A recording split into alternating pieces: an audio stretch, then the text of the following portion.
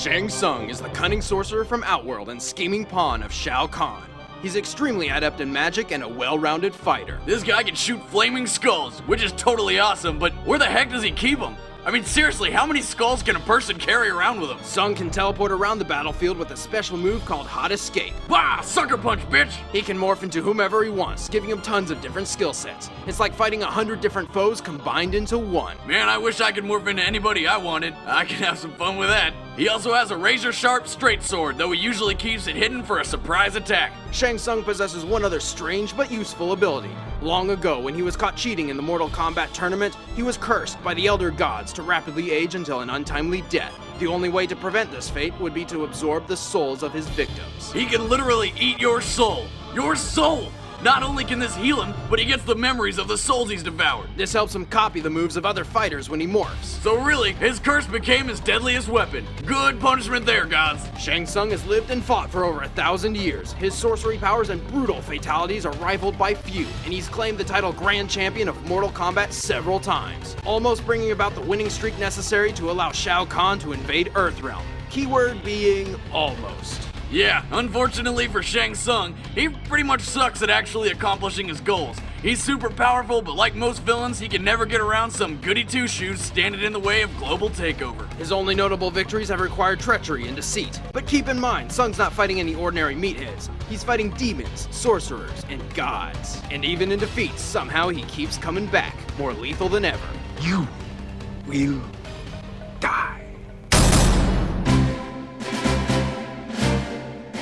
Standing barely over 1 foot tall and weighing less than a newborn baby, Pikachu is the quick-footed electric mouse Pokemon, and the first under the command of Ash, a 10-year-old trainer from Pallet Town, because you don't need puberty to travel the world by yourself. Pikachu is now Ash's most loyal and trusted companion, but he sure didn't start that way. He was actually kind of a dick. Then again, if a 10-year-old was trying to trap me in a tiny ball and make me fight other creatures to the death, that'd probably fuck him up too. Being so small, Pikachu has low stamina and physical strength, but more than makes up for it with speed.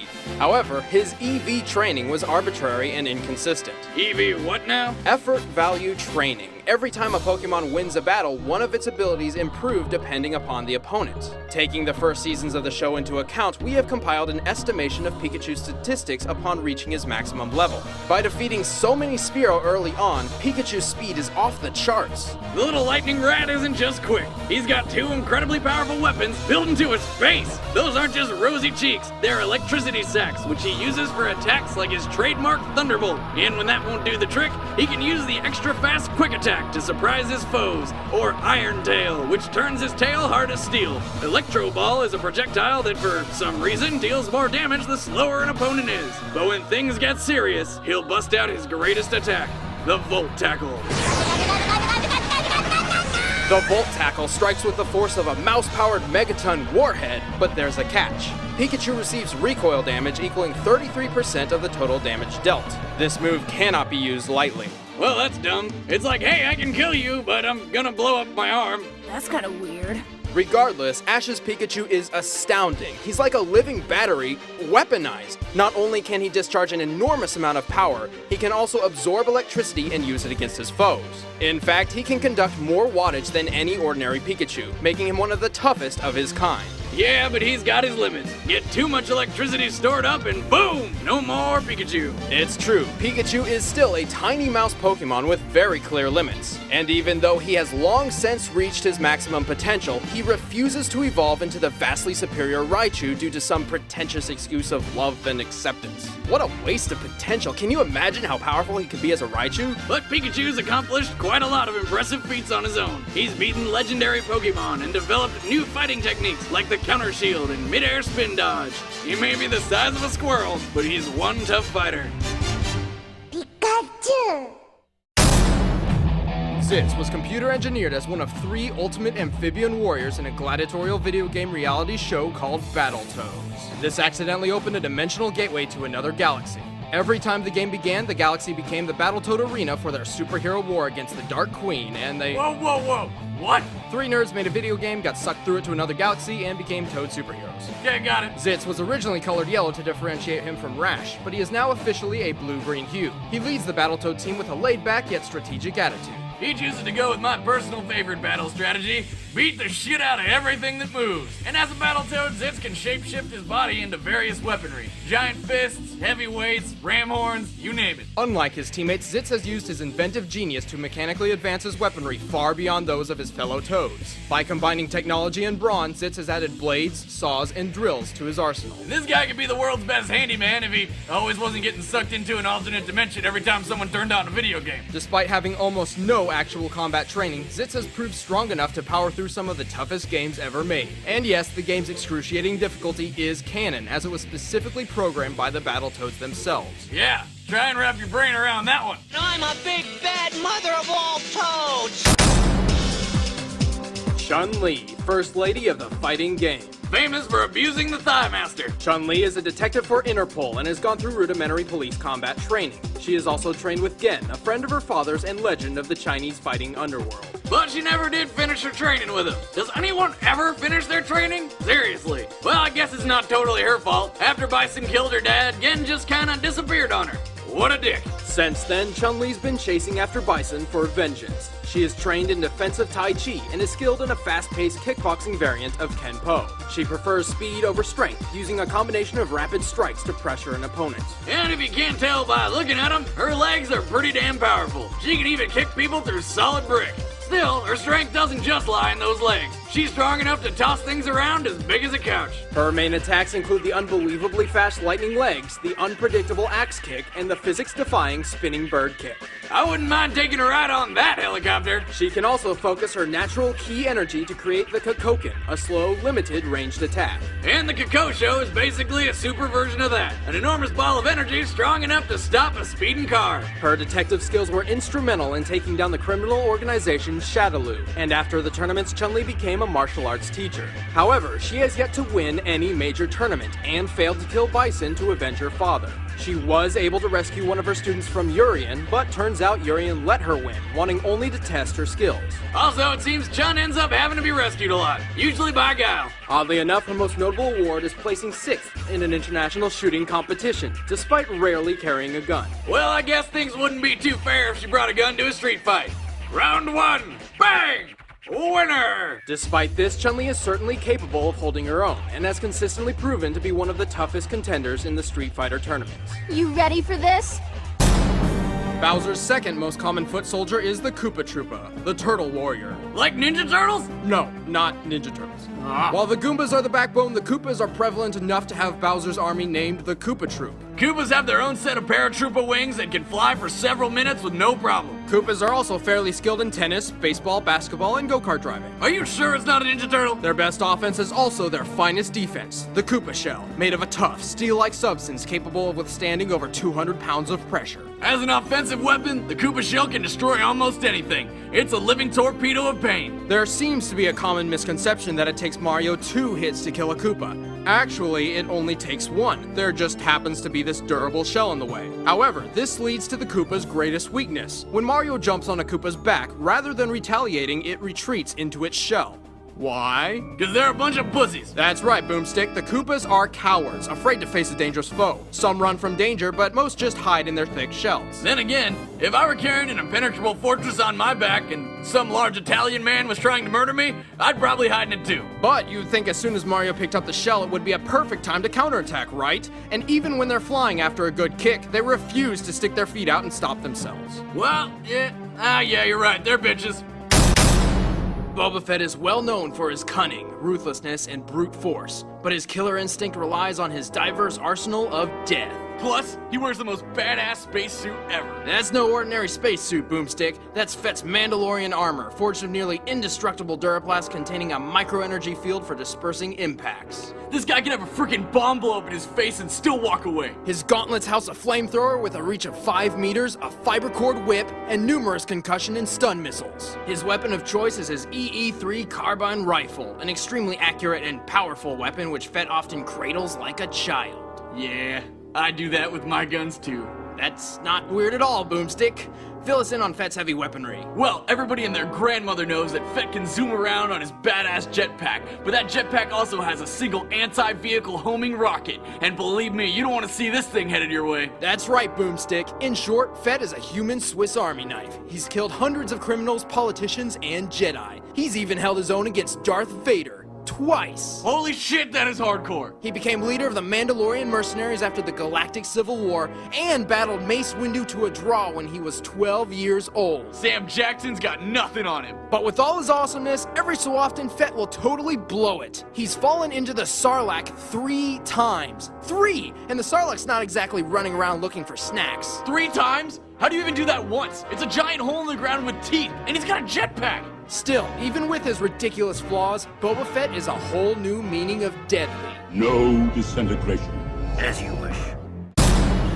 Michelangelo is the youngest of the turtles. He's lazy, undisciplined, and easily distracted. He spends his free time playing video games, watching TV, reading comic books, and eating pizza. That turtle is fucked up. What? Come on, you can't tell me that turtle is not on drugs. I don't know, I always thought he was dropped as a kid. Okay, look, he has all the signs. Strange eating habits, inability to pay attention, incoherent phrases. Moving on, his weapon of choice... The bong. No, the nunchaku isn't really a weapon at all. It's a farming tool for threshing grain. These weapons are unnecessarily overcomplicated clubs with the effectiveness of a tattered fly swatter. Yet somehow Michelangelo has been able to blunder his way through fights to victories he really doesn't deserve. He even beat Raph once. Sure, I get it. Swinging chucks around gives them momentum to hit with and blah blah blah, but in the end, a baseball bat will give you the same effect and more with much less effort. Seriously, who came up with these things? They're preposterous. You're preposterous.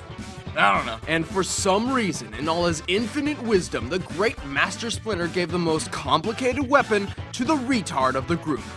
Why? Mikey's not gonna win this fight, is he? He better not. Oh, someone's cranky.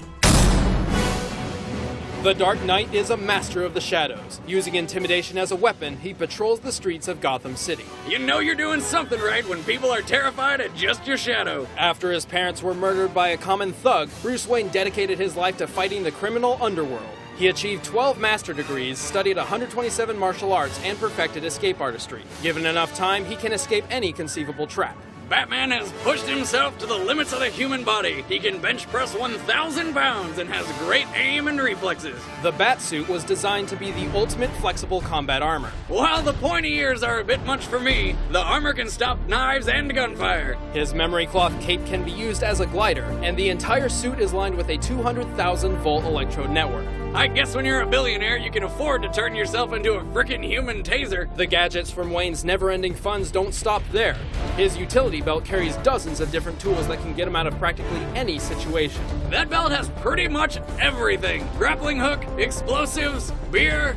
Maybe not that last one, but mine would. Notable gadgets include a gas mask, tear gas, smoke pellets, a kryptonite ring, remote detonated plastic explosives, and his trademark grapple gun. He also carries a large supply of collapsible shurikens. The batarangs! And if throwing a razor-sharp object at people isn't enough, he's got several types, like electric shock, knockout dart, and grenade. Despite having the build of an Olympic athlete, the Cape Crusader's greatest feats are attributed to his detective skills. He can anticipate attacks through muscle movement and memorize the smallest details, even the shape of a cheek he's punched. And while Batman is only human, his achievements stand among gods. He's a founding member of the team of superheroes known as the Justice League, and he's even fought Superman. But while Wayne has no exploitable weaknesses, he is not perfect. His mental stability has often been called into question. Well, let's see. His parents were killed in front of him as a child. He uses his money to beat the shit out of people dressed as a giant bat, and keeps employing 12-year-old sidekicks. Yeah, he's clearly not all there. But he is a survivor. He endured being broken in half, fighting the other members of the Justice League, complete disintegration, and being stranded in the past as a living time bomb of galactic destruction. Wait, what? Yet he somehow pulled through every time. Why? 'Cause he's the goddamn Batman. Where are you? Here.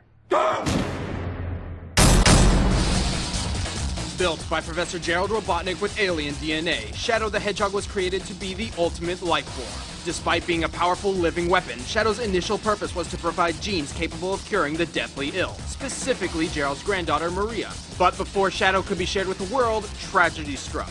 Then Shadow went crazy and tried to destroy the Earth for revenge. But he ended up saving the day instead. Though people are still getting sick on Earth, so I guess he kind of forgot about that whole living cure thing, huh? Shadow can move at hypersonic speeds and survive underwater and in space. He's even tough enough to survive a fall to the Earth from the moon. And that's one long-ass fall. Well, it wasn't exactly the moon, but Shadow survived a fall of about 200,000 miles. By the time he hit the ground, he was falling at a rate of over 6 million feet per second. I feel sorry for whatever was around when he landed. Some guy just walking along there. Oh my God! Right. Shadow possesses a natural link to the Chaos Force, a never-ending pool of unbelievable energy. He can fire several different energy-based projectiles like Chaos Spears and Beams, but his most powerful attack is Chaos Blast, a huge explosion which annihilates everything around him in seconds. He can also manipulate time and space with Chaos Control, though depending on the situation, using this technique to its fullest takes time and is impractical in combat.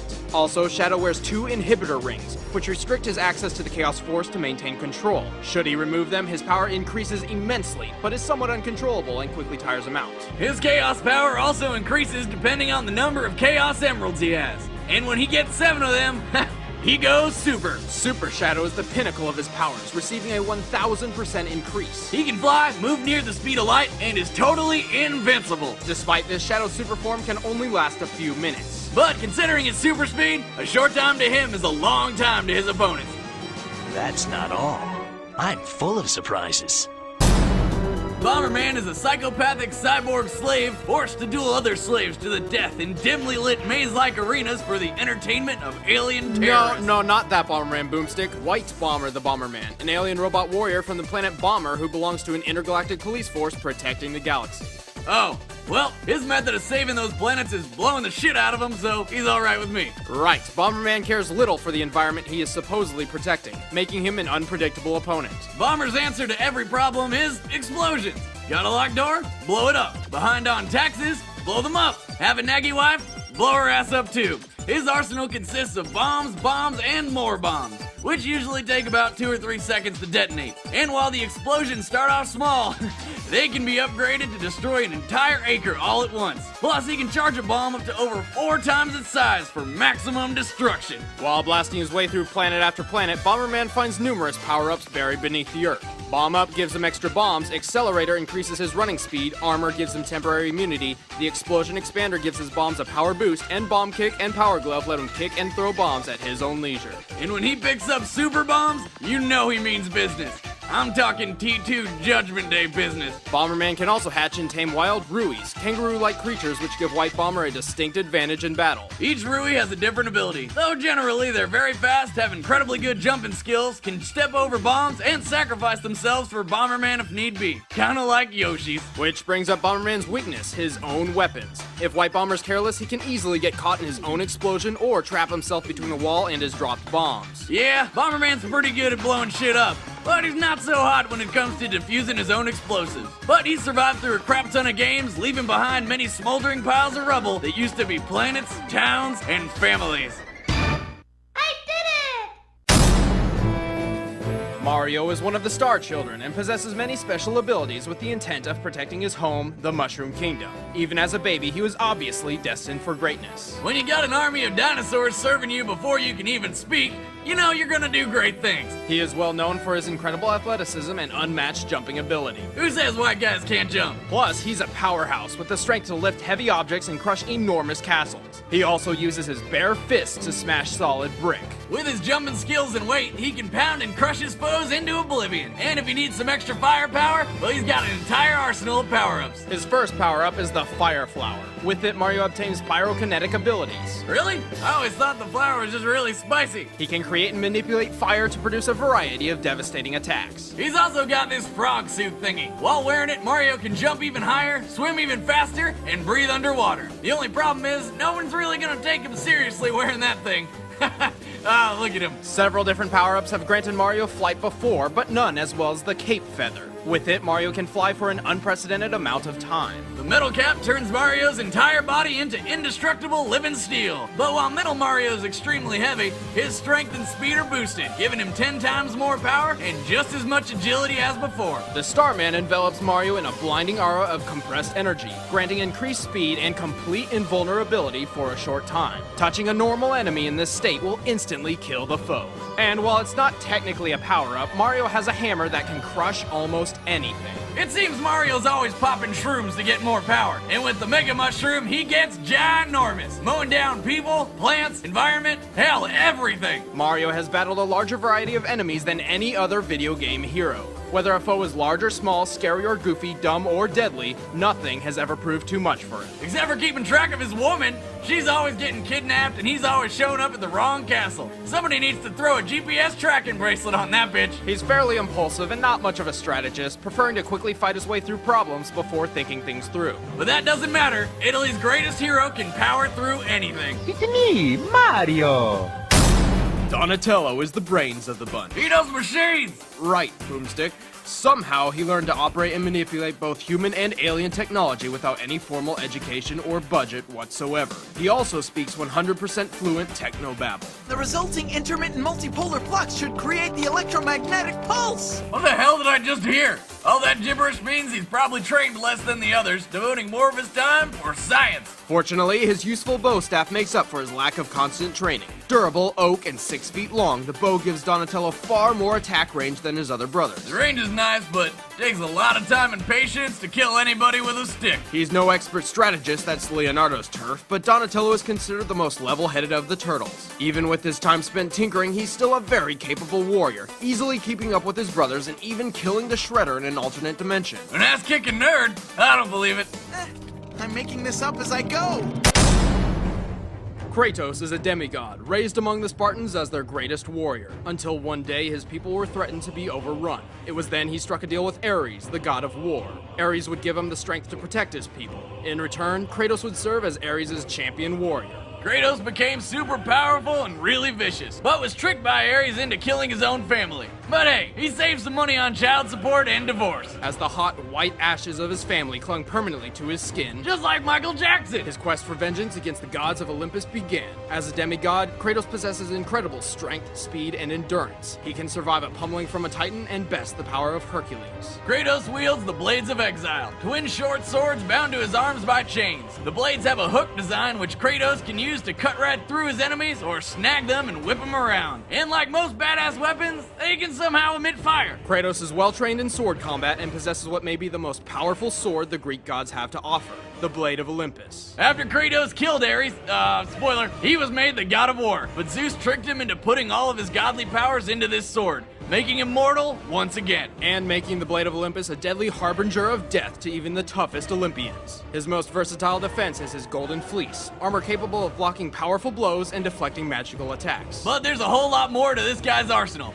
Like the bow of Apollo, which can shoot a rapid stream of arrows or charge up deadly fire arrows. Then there's the claws of Hades, which mercilessly rip the souls out of their victims, though tough opponents like Kratos can resist them. The Nemean Cestus are giant, ultra-strong gauntlets which can stun foes with brutal shockwaves. The boots of Hermes give him superhuman speed, and when battling the infamous Icarus, he ripped those huge wings off the old fool's back and took them for his own, giving him powers of flight. Holy crap, that's a lot of weapons. I like this guy. Kratos is not invincible, but he is very difficult to kill. Hell, he can't even kill himself. In his rage, he tore apart the ranks of Mount Olympus and slaughtered every god upon and below it, except for Aphrodite. For obvious reasons. In doing so, he ultimately brought about the end of the world.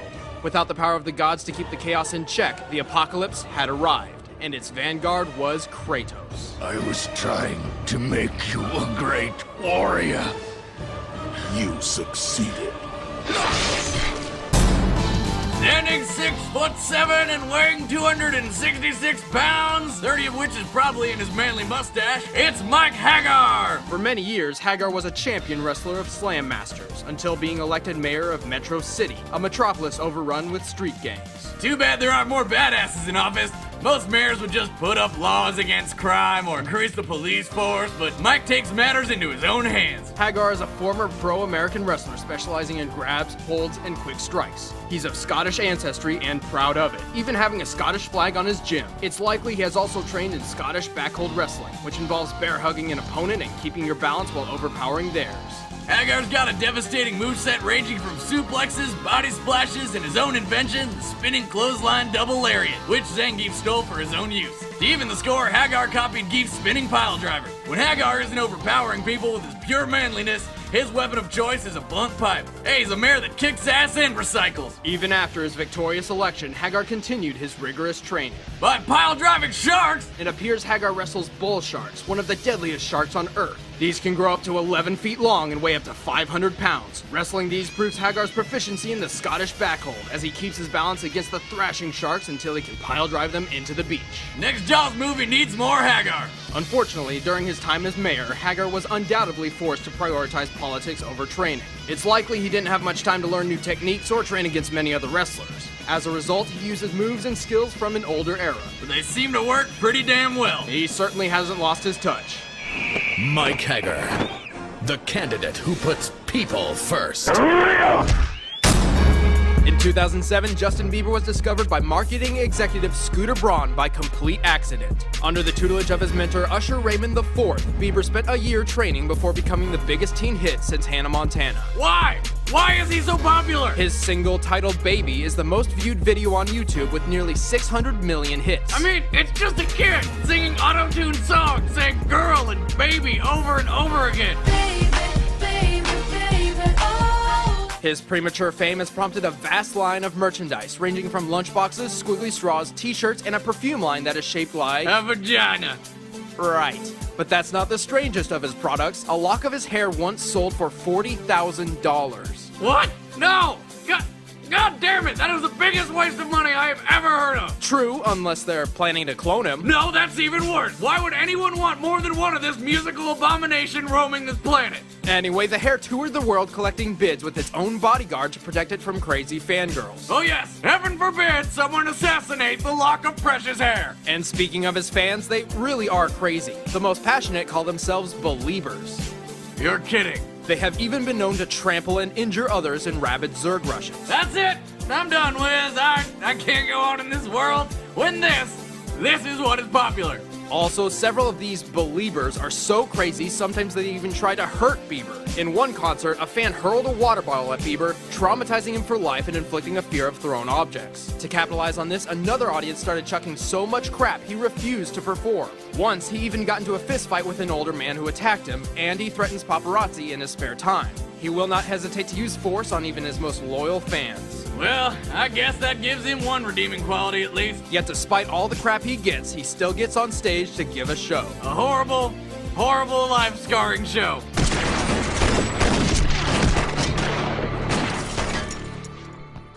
Feel better? Yep. To the uneducated nerd, Wonder Woman may seem a cheap clone of Superman. With super boobies. But in reality, she's a whole different story. Created from Earth, born by gods, trained by ancient warriors. Maker of Wonder Bread, designer of the Wonder Bra. Boomstick, that's not true. See, I can do it too, Wiz. Wonder Woman is the incredibly powerful and near-invincible ambassador of Themyscira and self-appointed protector of the Earth. And she dresses like a stripper, a patriotic stripper. Diana Prince has been trained by the Amazons as a master combatant since childhood. She dueled the best of the best for the right to be crowned Wonder Woman. Her unearthly powers are divine, granted by ancient Greek gods and goddesses. From Demeter, she receives superhuman strength and durability. You know that bitch mailman god with the wingy shoes? Hermes? Whatever. He gave Wonder Woman the ability to fly and move at hypersonic speed. She was given numerous other powers, from enhanced senses, animal rapport, and blessings of wisdom and empathy. Aside from the obvious cannons resting right below her neck, she's got a pretty bizarre mix of weaponry. Her lasso of truth is a piece of unbreakable string that, well, makes you tell the truth. What other depraved thoughts must you be thinking? God, your daughter's got a nice rack. Hell yeah, she does! She uses her tiara as a long-range throwing weapon, using its razor-sharp edge to slice open her enemy's throat. Wonder Babe here wears the bracelets of submission, indestructible steel gauntlets forged from the remains of Zeus's legendary Aegis. These babies can block all sorts of attacks. She has persevered throughout the years, fighting a huge variety of foes, even killing the Greek god of war Ares. Hear that, Kratos? A chick beat you to it. Let's see you smile now. Raph is cool but crude. Hell, forget crude, this guy's borderline psycho. Sure to throw the first punch, Raphael is certainly the most vicious of the team. He's constantly butting heads with the others and challenging Leonardo's leadership. He uses twin sai, which is like a combination of a pitchfork, dagger, and Wolverine's claws. Like the nunchuck, they also humbly began as a farming tool, but were re-evaluated to counter the oppressive samurai. They're best used as a close-range defensive weapon. The triple prongs are designed to block, trap, and control an opponent's weapon while using the pommel to beat the enemy into submission. Raph's sai can even snap swords. Raphael is not exactly the smartest fighter, usually rushing into a brawl without a plan and just overpowering a foe. Because of this, Raphael spends much of his time honing his combat skills. It is very likely he is physically the strongest turtle. Also, this guy is in some serious need of anger management. He is naturally hot-headed and sometimes loses control of his rage. He is much more vicious than the other turtles and at one point in the comics even became the Shredder himself. Damn!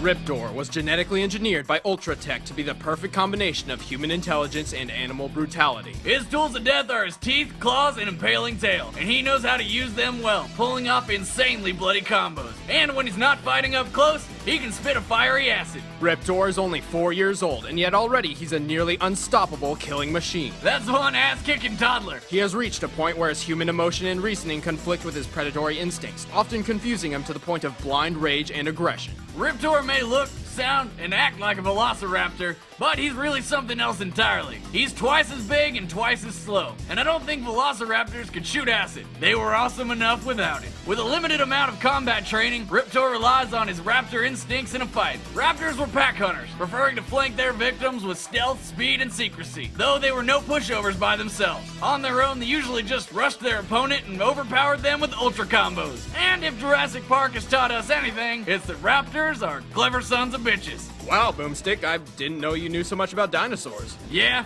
I always wanted me a pet raptor. I was gonna call him Barney after I found out what irony was.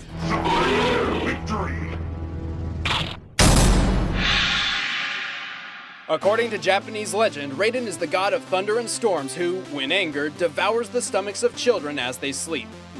Child haggis, just like Mom used to make. Well, whenever he's had his fill of defenseless sleeping children, I guess he decided to protect the Earth from evil. Raiden is the defender of Earthrealm and a key leader in shielding it from the forces of Shao Kahn's Outworld. He's a master of several different fighting styles and amps them up with powerful electric attacks. He sometimes wields a wooden staff, but generally prefers his fists. From the mobile kicks of Taekwondo to the anti-armor combat of Jiu-Jitsu, Raiden's wide variety of fighting styles complement each other perfectly to take down any kind of opponent. This Thunder God uses several lightning-charged special attacks, like the Vicinity Blast, Electric Fly, and the Shocking Touch. Not to mention, when finishing his foes, he discharges so much electricity into them that they combust. The sheer power of these lightning attacks apparently overload his brain, causing him to spout out random gibberish in mid-attack. As an eternal god, Raiden is entirely composed of ethereal energy and can morph into various forms of electrical force. With this trait, he gains teleportation, flight, and unlimited endurance. And like any other Thunder God, Raiden has all sorts of control over the weather and lightning. Raiden has so much power, he can even achieve scientifically impossible feats, like channeling electricity through insulated wood.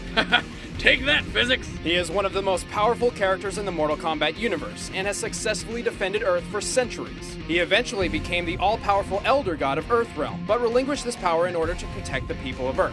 Wait, what? That doesn't make any sense. While he is an immortal, formless god, he is not indestructible and has limits. In order to fight among others, he must take a form susceptible to mortality. But he still retains all of his godly powers, and is tough enough to effortlessly smash through solid concrete. Through his numerous successes in defending Earth against impossible odds, Raiden has proved his greatest attribute to be his leadership and wisdom in battle. He is a cunning and daring strategist, willing to make whatever sacrifices necessary to achieve victory. Like this guy, that guy, and all of these guys.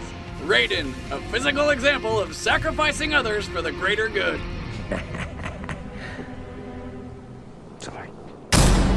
As a Catwoman, Felicia faced discrimination all her life. She was raised by a nun and aspired to become a successful pop star, a passion that would ultimately lead her on a quest to bring humans and cat people together to make children happy. What the hell? I thought we were talking about a deadly demon warrior, and is she naked? Yes. But she's a cat. Yes. You think it'd be wrong to... Yes. Felicia is a Darkstalker, a creature of the night, and naturally possesses supernatural strength, speed, and agility. She can also use her unique cat sense to sniff out enemies from extreme distances. She can tear into her foes with the sharp claws resting in her big-ass paws, each several inches long and capable of tearing through all kinds of armor. To top it off, her tail is extremely strong, able to lift her entire body on its own. She's undeniably one of the faster Darkstalkers, and can get around the battlefield with her unpredictable rolling smash, delta kicks, and rolling buckler. Felicia, she can really move. Felicia, she's got an attitude. Yes, Boomstick, we get it, she's like Sonic. Anyway, as a Darkstalker, she has a natural affinity for magic, able to use it in the form of her only ranged attack, kicking sand. At least she's litterbox trained. As she was raised by a nun, even becoming one herself, she has little to no combat training, preferring to focus on her singing career and running an orphanage. As such, she relies on her lethal feral instincts in a fight. But these same instincts also lead her to be easily distracted by ferocious enemies like butterflies, rogue balls of yarn, and paper that crinkles. The other Darkstalkers often consider Felicia to be one of the weakest of their kind, but with the help of her friends, she somehow manages to hold her own against demon lords, spellcasters, and all-powerful aliens. This one cat you don't want to cross. I sure could use a cat nap.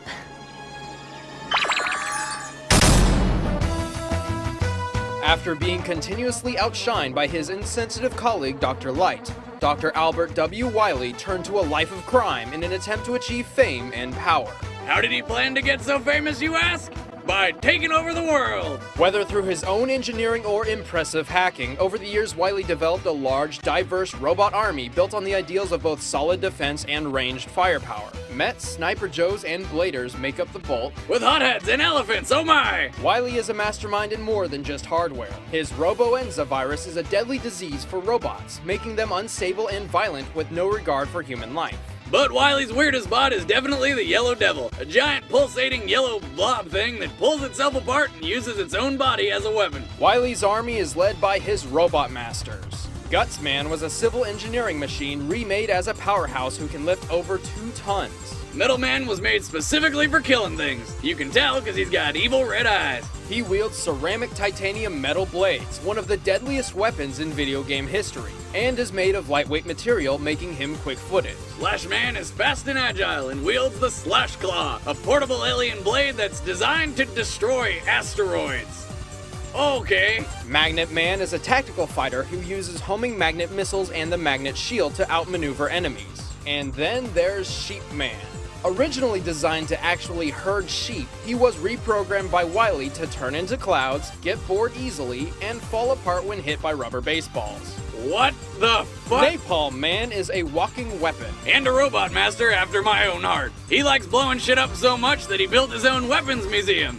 And then blew it up. Pharaoh Man possesses a large arsenal of mysterious powers, including fireballs, energy waves, teleportation, a magic shield, and levitation. And he's also known for being a little punch-happy. But Dr. Wily's ultimate robot master is none other than Bass, a direct imitation of his nemesis Mega Man. He even has a robo-dog helper called Trouble. Bass is powered by Basenium, an extremely potent and unique energy source. Basenium? You just made that up. I wish I did. Well, he wields the Base Buster, an arm cannon that has both rapid fire and charge shot settings. He is programmed to be able to copy any action he has seen. If he gets a hold of another's weapon, he can use it to the same effectiveness as the original owner. He can also fuse with Trouble using the Super Adapter, creating Super Base. Bass is extremely powerful, but fairly brash and arrogant.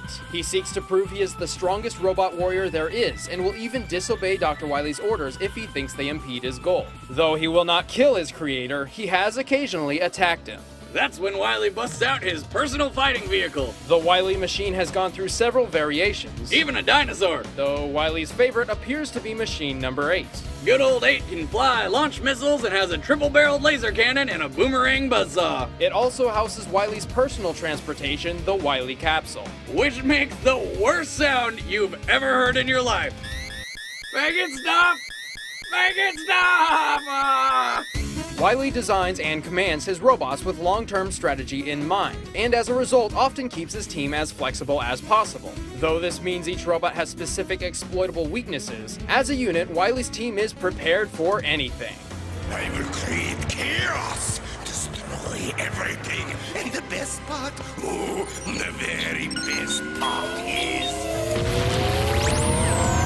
I have finally gotten the best of Dr. Light! Starscream is the air commander of the Decepticon battle fleet. He constantly seeks power and often attempts to usurp Megatron's leadership of the Decepticons, with little success. He has two forms, giant robot and jet. His robot form is primarily meant for ground travel, though it can fly short distances. This form's weaponry consists of cluster bombs, missiles, machine guns, and his trademark Null Ray, a laser that shuts down anything that uses electricity. He can transform into an F-15 Eagle, a twin-engine all-weather fighter jet with top speeds reaching Mach 2.8, nearly 3 times the speed of sound. In jet form, he can fire 3 different types of homing missiles, from short-range sidewinders to long-range slammers. And if those don't do the trick, he's equipped with an M61A1 Vulcan Gatling gun that fires 20mm ammo at 6,000 rounds per minute. Fun fact, it also works great for hunting. Starscream is a coward and uses cheap tactics, often shooting his opponents in the back. However, his deadliest weapon is arguably his silver tongue. While he is not the strongest Decepticon, he is a clever and deceiving speaker who can worm his way into favorable positions. Despite this, he is a terrible strategist. Most of his plans instantly go wrong. Like when he took over the Decepticons because Megatron had a sore throat. Too bad! He's blown his vocal components. I guess that makes me the new leader.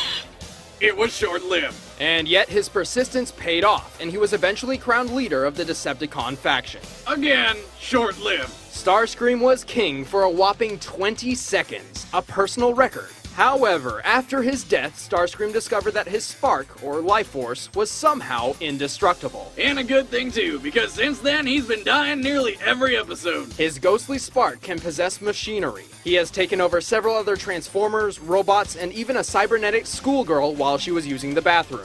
What? Unfortunately, his poor knowledge of human society led him to forget to pull up the girl's underwear, making him the laughingstock of the school. Props to you, Japan. I didn't see that one coming. You're an idiot, Starscream.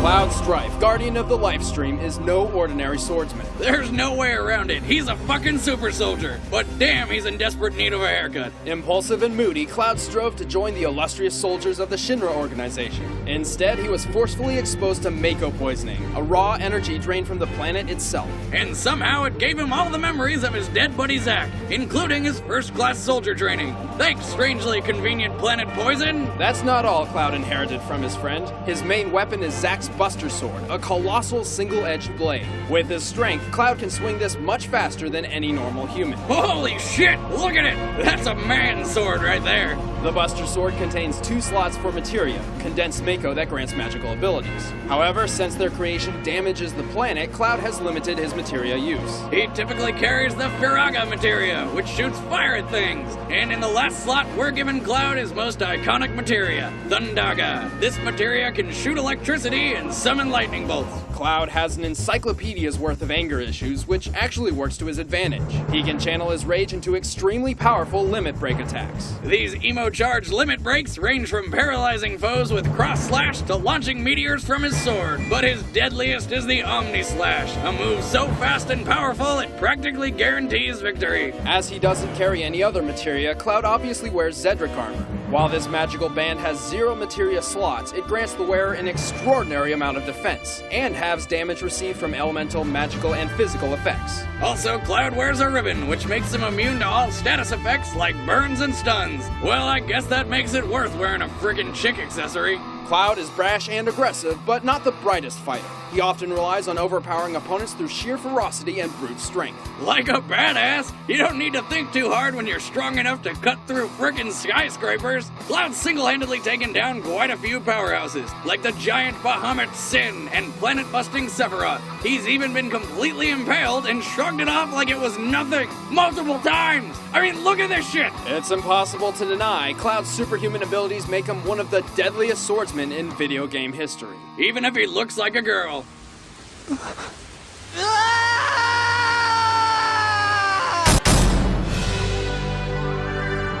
Being Being a descendant of the House of Hyrule, Princess Zelda has spent her entire life governing her kingdom. Despite having a king, the majority of royal decisions are actually made by her. Talk about a control freak, and why do they let her get away with it? I mean, she's lost her kingdom to the forces of evil more times than I can count. Between being weighted on hand and foot, Zelda has spent some time training with her modest arsenal. Bows, magic, musical instruments. She even carries a sword and dagger, but has little experience with them. Her weapon of choice is the bow, which she wields with deadly accuracy. Plus, she can use her magic to turn an ordinary arrow into the powerful light arrow. Perfect for killing evil. Speaking of which, Zelda is an incredibly potent spellcaster. While most of her magic is for use outside of combat, she is more than capable of holding her own. She can teleport with Faror's Wind, shield herself with Nehru's Love, and cast pyrokinetic projectiles with Din's Fire. Also, she can talk with dead people. Spirits. Like booze?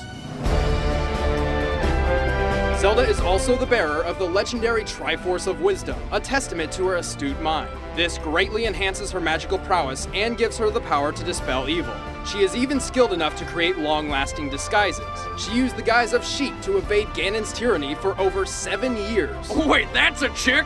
But where's her, It should be noted, however, that the forms of Sheik and Tetra are nothing more than disguises, and abilities attributed to them would naturally be available to Zelda. Yeah, but why would you want to toss tiny needles at people when you can shoot fireballs with your mind? While Zelda is clever, mystically powerful, and helps battle Ganon when necessary, she repeatedly relies on the aid of others. Her success at avoiding capture can be largely attributed to her guardians in sanctuaries. She is really good at getting other people to do stuff for her. Right, she is a master manipulator. She can always convince a naive young hero to do her dirty work with little to no reward. How many times has this guy gotta save you? Put out already! You called for a hero, princess?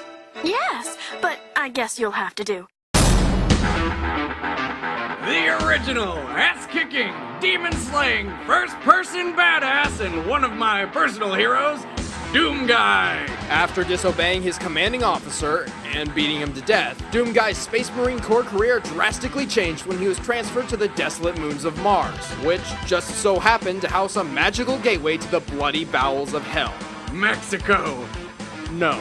And when Hell tried to kill everybody, Doomguy killed them back. He wears the Mega Armor, a shielded combat suit almost twice as tough as typical security armor, and can endure dozens of normally fatal plasma blasts. He carries a huge arsenal of murder machines, all at once. Using a backpack with experimental warp technology, Doomguy is able to hold all of his weapons simultaneously. I'm pretty sure his pistol uses the same technology, since he never has to reload. And when things get tight, his chainsaw will rip and tear through anybody. No, not the chainsaw. Yes, the chainsaw. And his chain gun mows down everything in seconds. Oddly, the chain gun uses the same 5mm ammunition as the handgun, and is relatively ineffective against strong body armor. That's stupid. Luckily, Doomguy has his trusty pump-action shotgun. It holds 16 shells and fires 7 pellets a shot, with a spread and range so ridiculous he doesn't even have to aim. But apparently, one overpowered shotty isn't enough. So Doomguy got himself a super shotgun, a heavy double-barrel devastator that fires a huge spread of 20 pellets. Good luck dodging that. He also wields a plasma gun and rapid-fire rocket launcher, which can hold up to 50 rockets at once. What the hell? Who designs these things? But even that pales in comparison to Doomguy's ultimate weapon. It's the king of cannons, the Doomsday Bazooka that lays waste to everything. It's the Big Fucking Gun 9000! The BFG fires enormous rounds of plasma. Upon impact, the resulting detonation releases trace rays across a wide, varying blast radius. This gun is strong enough to annihilate the gargantuan cyber demon in a mere 2 or 3 shots, and the unprecedented range of its splash damage ensures no one's getting away unscathed. Wait a second, Boomstick, you're not gonna believe this, but the BFG is not Doomguy's deadliest weapon. Yes, more! Behold the Unmaker, a portable death ray which puts everything else to shame. Gimme! There's just one catch. The Unmaker's beams are so powerful because they actually feed off the demonic energy of the target, which means it's basically useless against anything that isn't from hell. Damn it! Well, I guess it doesn't really matter when you already have a backpack full of things to kill people with. Give me the BFG any day.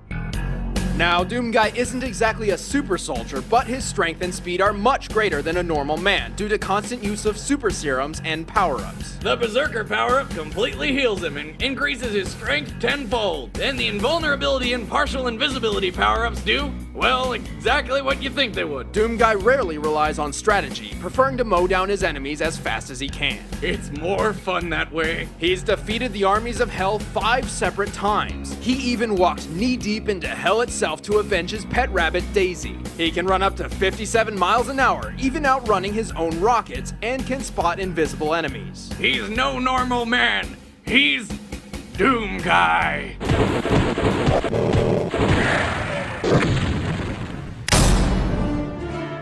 As an orphan, Harry Potter carries the talents of the most powerful dark wizard ever known, Lord Voldemort. He was raised by his aunt and uncle, who kept him safe by disguising his true powers before being taught by a wise old mentor in the ways of magic. Now why does that sound familiar? Harry wields an 11-inch Phoenix Core Holly wand. He has learned numerous spells and is exceptionally skilled in charms. His trademark attack is the disarming charm, Expelliarmus, or whatever. Expelliarmus. Which can either knock a weapon away or throw the opponent through the air. The Confundus charm temporarily confuses the target, Stupefy stuns people, and the shield charm protects Harry from all attacks. And he can summon anything he wants to him with Accio. Accio money. Accio loose women.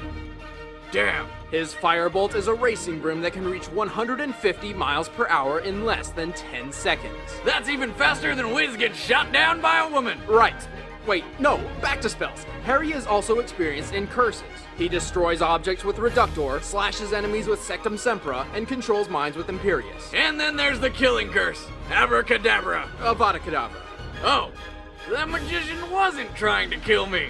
I guess I should probably go apologize to his family. While Harry's never actually used the killing curse, it is implied that he can. It is an instant kill and unblockable. Unless it hits a wall, or a sword, or anything, really. Almost all magic requires a line of sight and eye contact to perform. The killing curse is no exception. Harry also knows teleporting and can do it without a wand. His training in occlumency defends his mind from any sort of mental attack or illusion. And he's got all sorts of other spells, but I seriously doubt the tickle charm's gonna help him much in the fight, so let's move on. Harry owns the Cloak of Invisibility, an unrelenting deathly hallow that hides the wearer from sight and cannot be detected. Unless he makes a noise or pokes his foot out. Harry is a quick draw with his wand and has performed many great feats at very young ages. He has also mastered non-verbal spells. By the time he was 17, he was beating up way more experienced wizards. In the battle for Hogwarts, he had no problem kicking a ton of Death Eater ass. Not to mention Lord Voldemort himself. Afterwards, Harry became head of the Dark Wizard Hunting Auror office, even though he's technically a Hogwarts dropout. He never did finish that 7th year. But I guess if you kill the Lord of Ultimate Evil, you get a GED.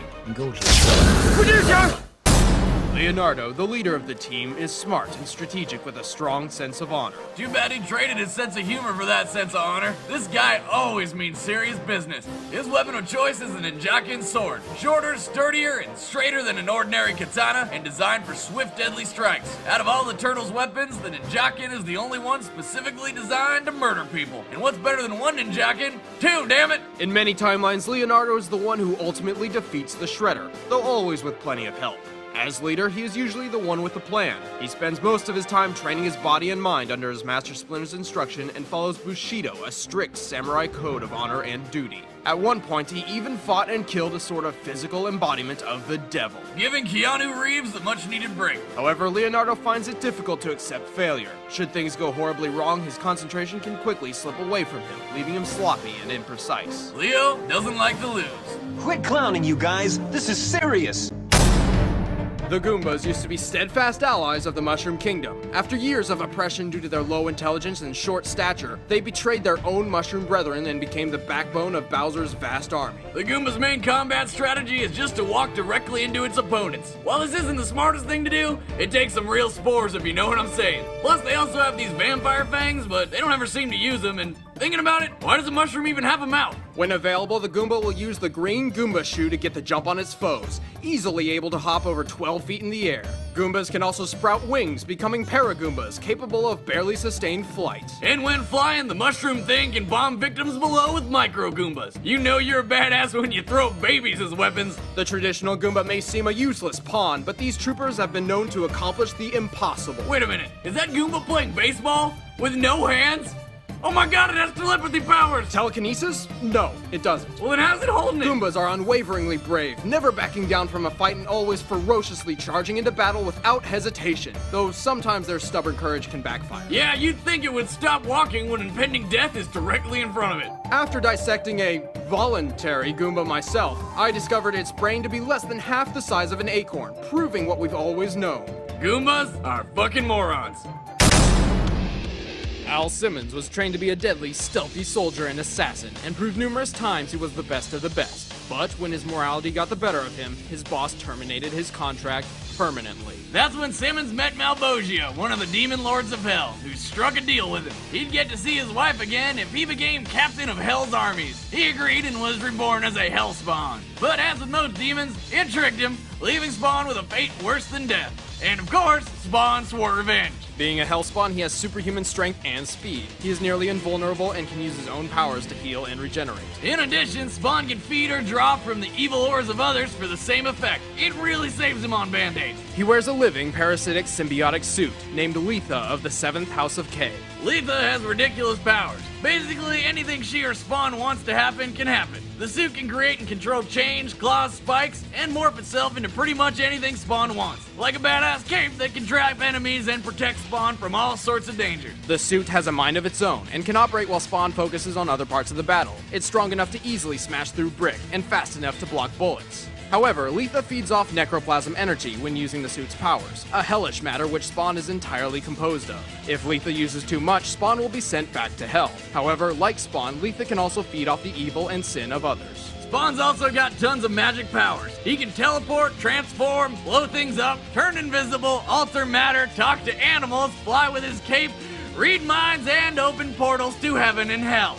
Holy crap! And he can control the elements, often using fire and water to defeat swarms of enemies. However, even with all these godlike abilities, Spawn usually resorts to his most primitive weapon. As he was trained in special forces for so long, Spawn is most comfortable using a gun. He's an expert in the use of nearly any firearm imaginable. Only two things can break through Spawn's defenses and hurt him: necro magic and holy weapons forged in heaven. In addition, he can only die if he's beheaded. Spawn's fought and killed all sorts of powerful enemies: assassins, cyborgs, vampires, ghosts, angels, demons, other hellspawn, rampaging deities, even Satan and God. Yes, that old lady is the God. Really? God looks like my Nana. My demigod? And after being granted unlimited power from the mother of all things, Spawn banished God and Satan from the earth, which he wiped clean and rebuilt in his own image. He then willingly sacrificed his own god powers and eventually returned to his hellspawn form. Oh, why the hell would he do that? He must have been really bored. Knock, knock.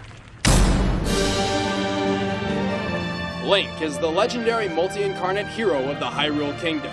Humble and brave, he has battled the forces of evil for over 10 generations. Each fairy hero is Link! Haha, to each other. No, Boomstick, he's not fairy. Pointy ears, tights, magic, and look at that hair. Fairy. Every incarnation of Link bears the spirit of the hero, bestowing the unbreakable will and combat prowess of each previous owner. Since he's got over 10 links of learning to work with, he's an expert with tons of weapons and magic, especially his iconic Master Sword. This double-edged blade was forged by the goddess Hylia to slay powerful demons. It repels evil and deflects light-based magic. And when Link's in top shape, he can shoot beam thingies out of it. Why this changes when he takes a hit, I don't understand, but hey, lasers! When low on energy, the Master Sword can still launch the Skyward Strike by calling upon power from above. In addition, it utilizes 3 magical medallions. However, the Master Sword is far from Link's only weapon. He's got some deep pockets. He somehow carries around a boomerang and tons of bombs, along with a hookshot which lets him zipline his way around and bring things to him. Man, that really would have helped to get that last beer all those times on the couch. Probably still be married. Doubt it. Link is an excellent archer and uses the hero's bow in conjunction with several different arrow types. However, much of Link's arsenal is more suited to exploration than combat. Which is why he hides behind several layers of defense, like the red ring, which reduces injury by 75%. The golden gauntlets brace his arms against intense pressure, though do not increase striking power. He also carries 3 different pairs of boots. 3, huh? Told you he's a fairy. The iron boots weigh 130 pounds, the hover boots float in midair, and the Pegasus boots with attached Rock's Feather increase Link's speed and agility to superhuman levels. But his best defense is the Hylian shield. Originally crafted by the Thunder Dragon Leonardo, the Hylian shield is completely indestructible. Link also has a little help from the goddesses via the Triforce of Courage. This tiny golden triangle embodies his ability to beat overwhelming odds. He is a puzzle solver, analyzing and exploiting his opponent's weaknesses even when there is only one possible means of winning. But while Link has the necessary tools to take on any opponent, his over-reliance on inventory over pure skill leaves him vulnerable. Still, anyone who can fight a guy 3 times his size while wielding a sword twice as large as he is a badass in my book. With so many weapons and skills, there are few who could stand a chance against the hero of Hyrule. Plus, if he dies, we can always just clap and bring him back to life. He's not a fairy!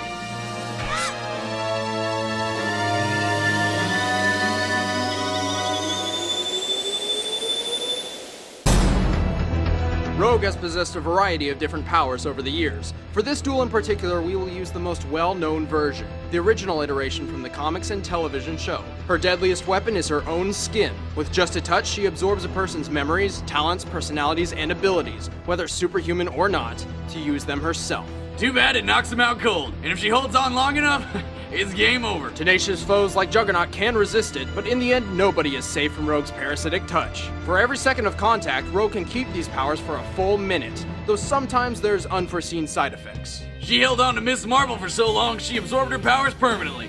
Now she's got super strength, speed, and near invulnerability. Not that I blame her, though. I'd be holding on to Miss Marvel for as long as I could. Plus, then when she's unconscious, I can... She also gained a 7th sense, the ability to subconsciously predict her opponent's moves. But her 7th sense doesn't seem to always work. That or the writers just forgot about it, because Rogue gets her ass kicked a lot. For plot convenience. And damn, she's got a hot ass. What? Hey, that counts as a superpower in my book, Wiz. But while she's not invincible, she doesn't have any real weaknesses either. She's a classy Southern belle who I'd like to take out to dinner. Who can fly, lift buildings, and kill people just by touching them. Never mind. Ain't that enough?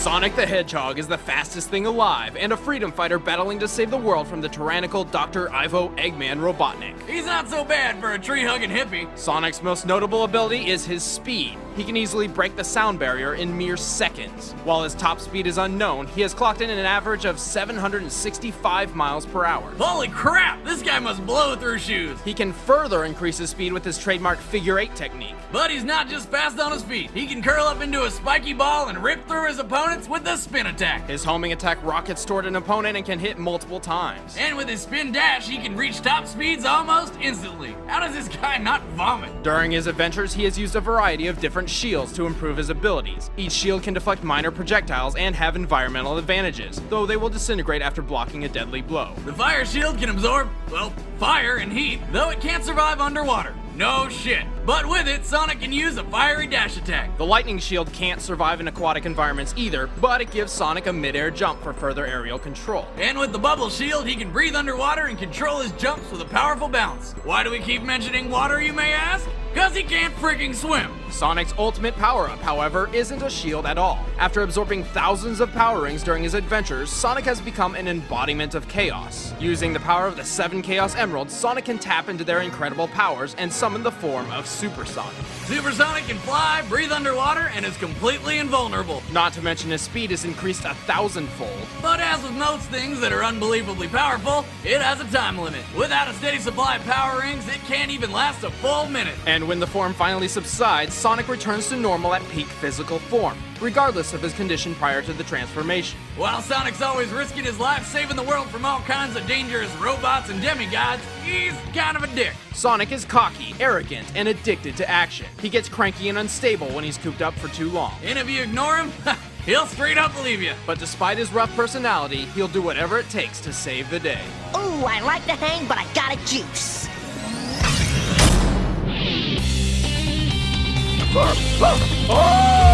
As a child, Jimmy Blanca was a pale-skinned Brazilian boy.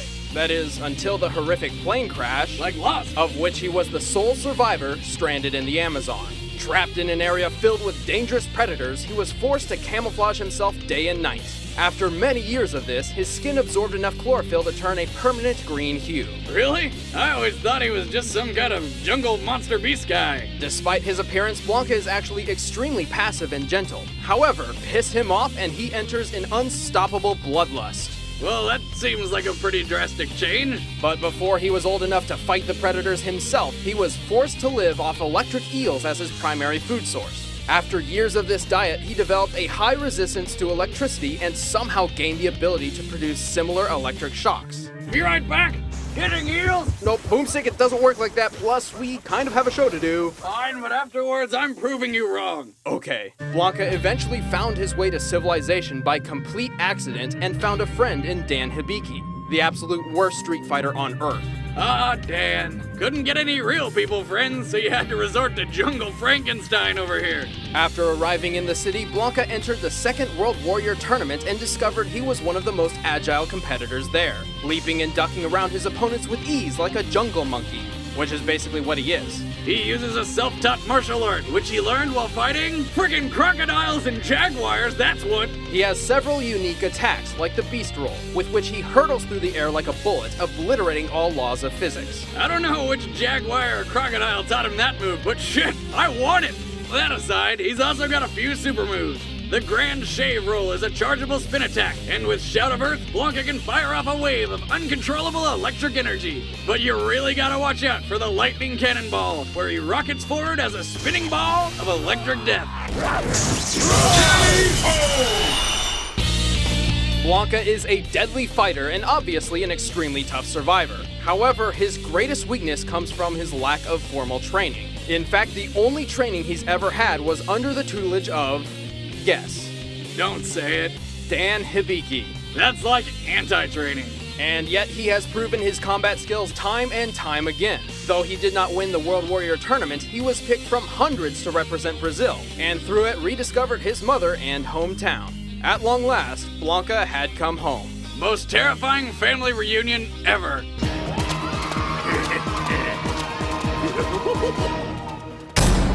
Dig Dug is an expert excavator and executioner. He consistently traverses the underground to slay dragons. His real name is Taizo Hori, which literally means I want to dig. He is also the father of the more recent phenomenon, Mr. Driller. Dig Dug has two loves in life, digging and killing. His main weapon is one of the most cruel and deadly weapons I've ever seen. It's pretty much a cross between a bike pump and a harpoon. An odd weapon which I would normally question the efficiency of. But when he stabs you with it, you're gonna wish you'd die any other way than what Mr. Dig Dug has planned for you. The average human body can only take around 15 pounds per square inch of air pressure before death is assured. Every time Dig Dug pumps, over 10 psi is injected into his victim, quickly immobilizing them. 2 or 3 pumps later, Dig Dug's target combusts. That is one horrible way to die. Imagine after being impaled, you're then slowly filled with air until you explode. Oh man, this guy's sick. Dig Dug also has a jackhammer which he uses to burrow through the earth at an unimaginable speed. He has total control over his terrain and can maneuver through the ground just as easily as walking through an empty field, climbing and crawling without slowing down. That jackhammer can even force entire islands to split apart. But the strangest thing is the sound it makes. You'd think a jackhammer would sound like this, but Dig Dug sounds like this. Actually, Boomstick, that sound seems to occur every time he takes a step, not just when he's drilling. So, what? It's his feet? Man, that would get really annoying. No wonder this guy's a psycho. Dig Dug possesses great physical endurance, climbing and digging tirelessly for unprecedented amounts of time, and yet he is easily defeated when tackled by a tomato with eyes. What? Yes, Dig Dug battles both ferocious dragons and living tomatoes. Who in the hell thought walking tomatoes with goggles were on par with fire-breathing ghost dragons?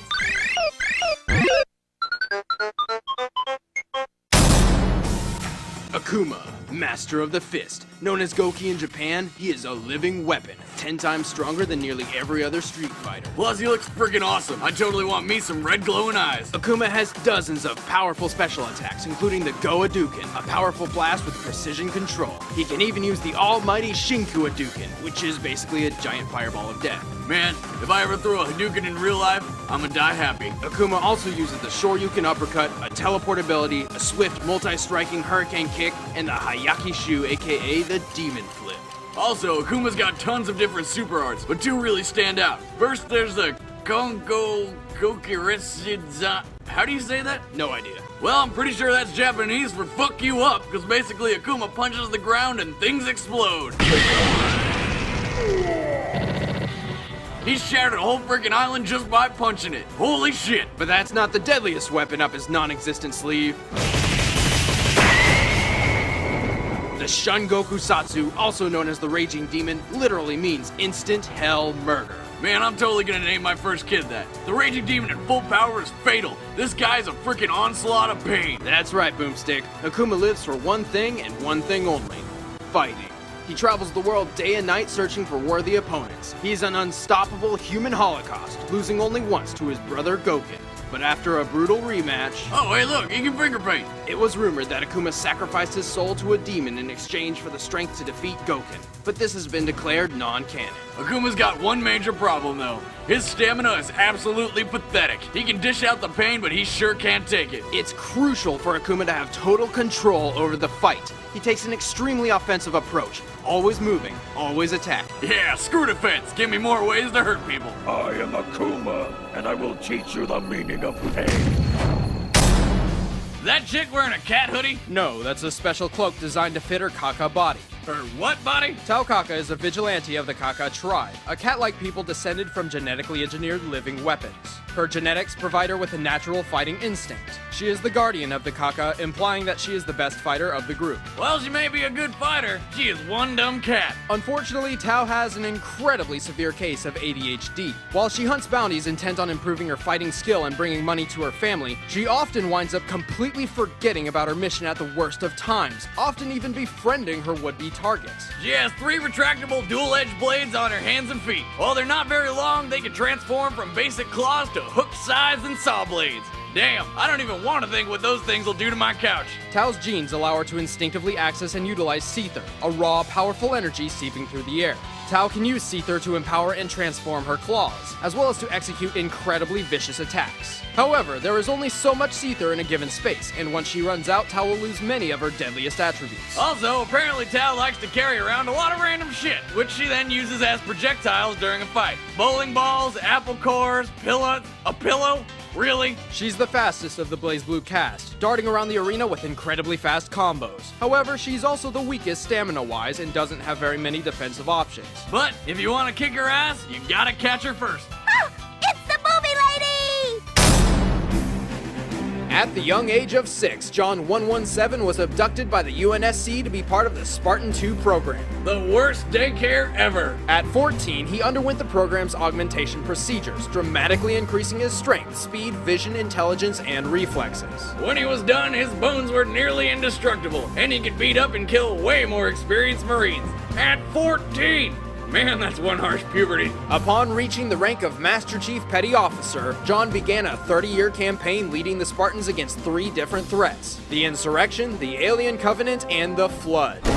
As a Spartan, he wears Mark 6 Mjolnir armor. This technological marvel links directly to John's brain, so his actions are controlled by thought before movement. Simultaneously, the suit itself multiplies the Chief's already enhanced physical capabilities. The suit weighs half a freaking ton, yet the guy still jumps around like he's on the moon. The helmet's heads-up display includes a motion tracker with an 80-foot radius. Also, the suit projects a recharging energy shield. The Chief's first sidearm is the M6D Magnum. This scoped high-powered pistol uses 12.7mm armor-piercing rounds with a precision accuracy of over 400 feet. I don't care what kind of armor you're wearing. 3 headshots from this baby and you're done. His other sidearms include the SMG and frag grenades. His standard firearms include the rapid-fire assault rifle, the more precise battle rifle, and the M90 shotgun, a pump-action death dealer that uses Soulcraft 8-gauge shells, which are so impossibly dangerous they've been banned worldwide to the point of near extinction. But even that's not enough killing power for the Master Chief. The M41 rocket launcher holds 2 rockets at once, and his sniper rifle was designed for killing giant alien infantry from long distances. The shells can pierce tank armor or rip people in half. And then there's Chief's killer app, the Spartan Laser. With a 3-second charge and 5-shot limit, it does have its faults, but... Think of it kind of like a laser pointer that points things into oblivion!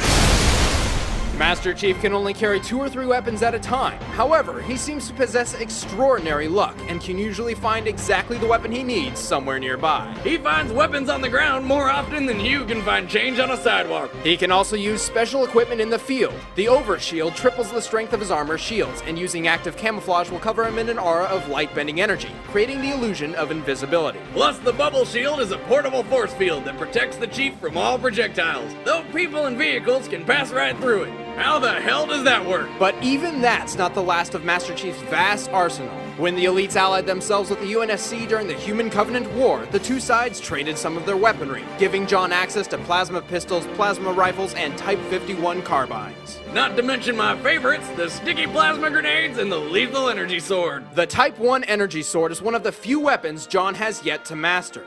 It features 2 4-foot laser blades that can actually block bullets. Really? Man, that would have been useful in the games. The Master Chief has consistently proven to accomplish the impossible. He's an expert in combat strategy, can run 50 miles an hour, has defeated 3 entirely different armies multiple times, destroyed an entire Covenant armada single-handedly, and prevented galactic genocide.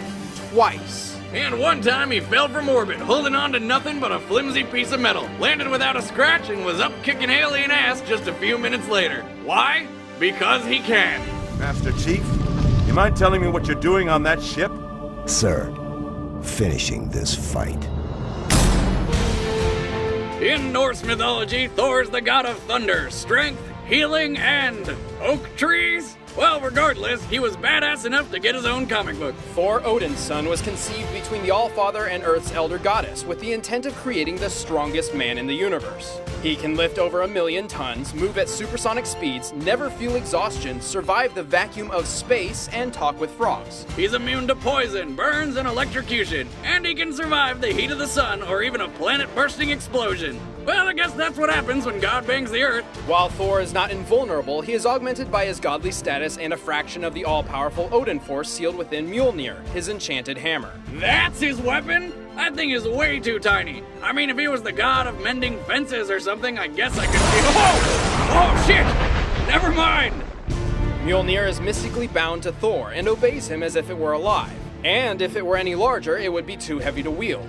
So it's not the size of his hammer, it's how he uses it. It was forged by dwarves using the core of a dying star, which went supernova and killed all the dinosaurs. Yeah, forget anything I said earlier. I'm liking the dino slaughtering hammer. Where can I get one? Mjolnir can only be wielded by Thor, although there is a workaround. Red Hulk once carried the hammer into space because Thor was still holding onto it, which may be one of the dumbest technicalities ever. But Mjolnir is not the only thing in Thor's arsenal. He wears the Belt of Strength, which, surprise, doubles his already powerful might. And naturally, as the god of thunder, Thor can manipulate the weather. Storms, tornadoes, the wind, he can even summon deadly bolts of lightning. He also has some control over the Earth. He can make earthquakes that span entire continents. Thor has fought and defeated many of the most powerful warriors in the Marvel Universe. He's mastered enough martial arts to box Captain America to a standstill and has even overpowered the Hulk.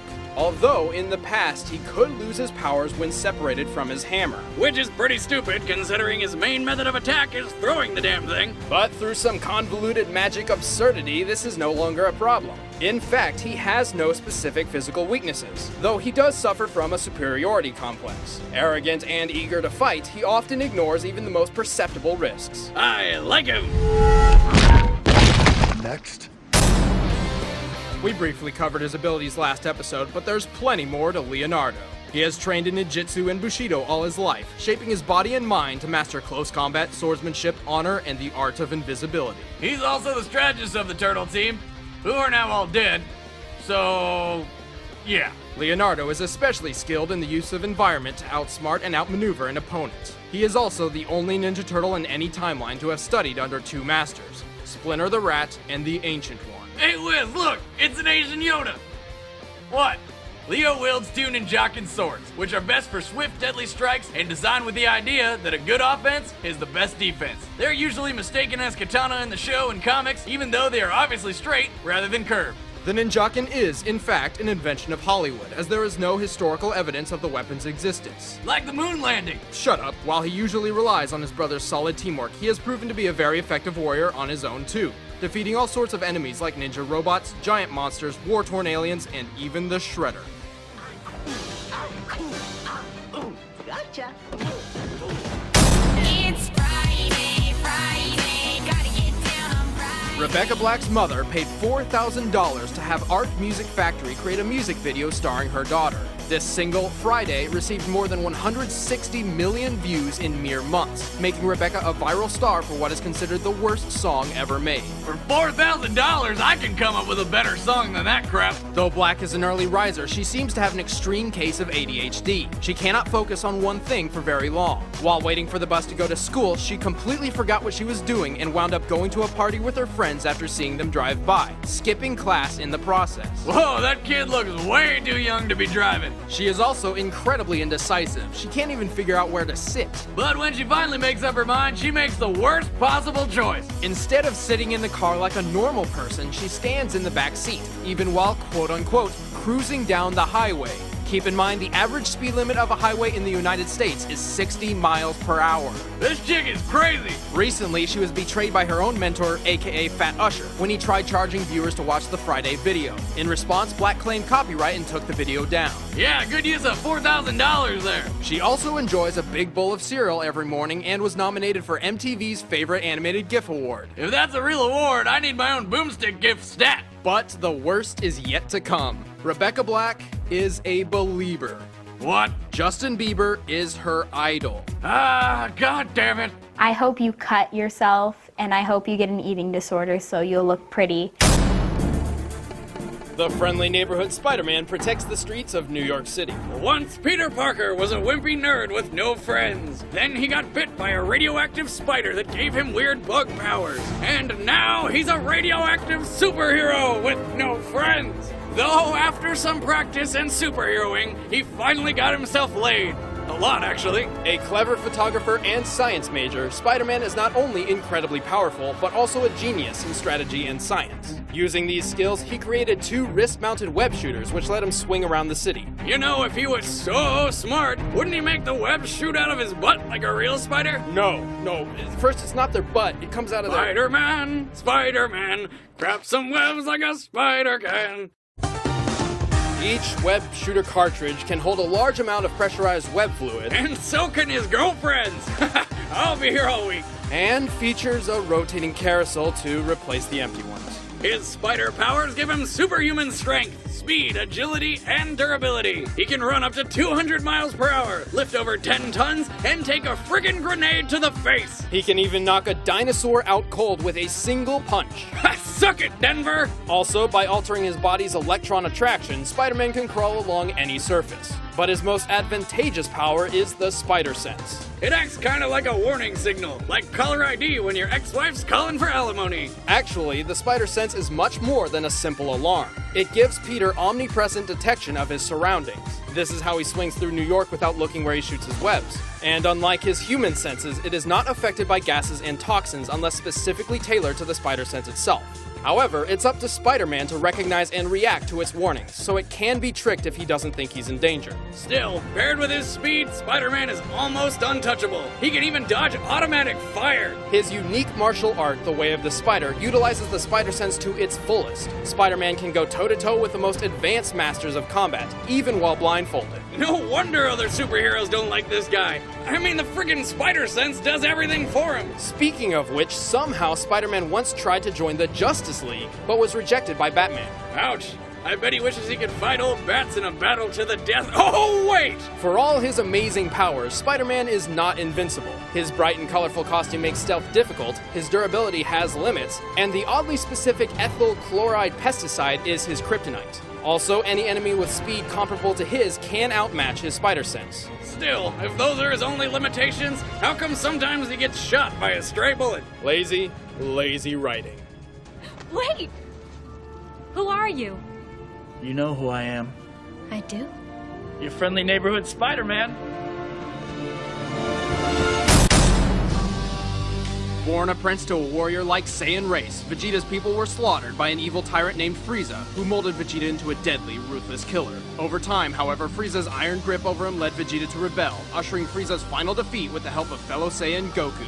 After struggling with adapting to life on Earth, Vegeta eventually became one of the planet's strongest defenders. He even got hitched to Bulma, breaking poor Master Roshi's heart. Vegeta can move and fly at hypersonic speed. He can survive underwater and in far outer atmospheres for long periods of time. He even has the endurance to survive a nuclear frickin' blast. Vegeta can use a natural inner energy called Ki to create devastating attacks. His trademark attack is a purple laser called the Gallic Gun. His Big Bang attack unleashes a huge explosion of energy covering a vast distance and can be narrowed to a beam for concentrated accuracy. He can launch a volley of energy bullets, pounding his foe with dozens of deadly blasts. But his most devastating move is his final flash attack, a huge golden beam that can destroy whole planets. Vegeta's Ki is quite versatile and not limited to these 4 attacks. He is never without a weapon. But wait, there's more! That's right, Vegeta can reach the legendary status of Super Saiyan, a near indestructible form which increases his power output by 500%. And he can take this form to the next level for yet another 500% increase. That's a lot of power in math. The Super Saiyan form is sustained through Vegeta's remaining energy. Also, despite reaching the level of Super Saiyan 4, he was only able to do so with Bulma's Bloodwave machine and cannot do so naturally.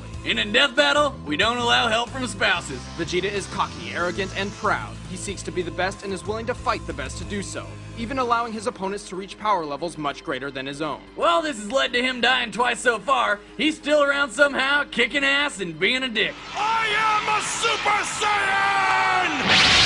And you can burn in hell!